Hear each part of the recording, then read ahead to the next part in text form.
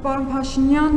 ընտրությունների օրը գիշերը ժամը 2-3-ի կողմերն էր, ես 4-3 ընտրատեղամասում էի Արաբկիրի, քվյատուփի մեջ ծրարների մի մասը չէր բացվել, մեկ էլ տեսնեմ դուք ասուլիս եք տալիս ու ասում եք ժողովուրդ ջան, ես պատմական հաղթանակ եմ տարել, այդ ընտրատեղամասում 1286 ընտրող մասնակցել էր քվեարկությանը, եւս 99 մասնակցել են գոսպիտալի զինվորները, այսինքն ընդհանուր առմամբ 1385 ընտրողի ձայն հաշվի չէր առնվել։ Մի բան մտածեցի, ասի, եթե դուք զոհված զինվորների թիվը պլյուս մինուսով եք ասում, երբ մտածել եք, դե մի պլյուս մինուս 2000 ընտրող այս կողմ են կողմ, էական նշանակություն չի ունենա ձայների վրա,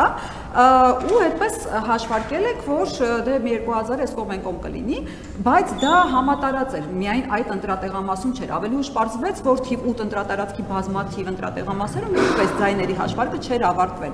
Հիմա հարց, եթե օրինակ 2025-ի բյուջե, 26-ի բյուջե մոտ 500 միլիոն դրամ մենք հատկացրել ենք ԿԸՀ-ին։ Եթե այդ կառույցը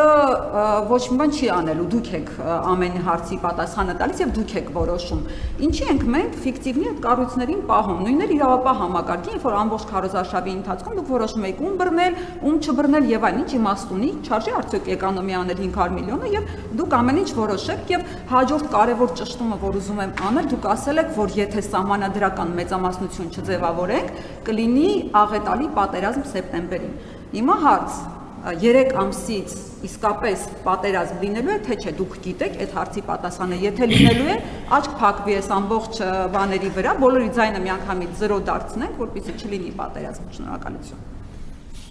Բարեբախտաբար ընտրությունները տեղի են ունեցել ոչ միայն այն տաղամասում, որտեղ դուք եք գտնվում, ամբողջ աշխարհում, ժողովրդավարական երկրներում հատկապես, դա սովորական պրակտիկա է, որովհետև կան հարցումներ, կան ընթացիկ քվեարկության հաշվարկներ, կան տեսակարար կշիռներ եւ ի վերջո կան բազմաթիվ ընտրական տեղամասեր, որտեղ արդյունքները ամփոփված են եւ կան բանաձևեր, թե ինչքան կարող է իջնել ընտրական տոկոս։ Մենք հենց իջնելու էլի տեղ ունենք, որպեսզի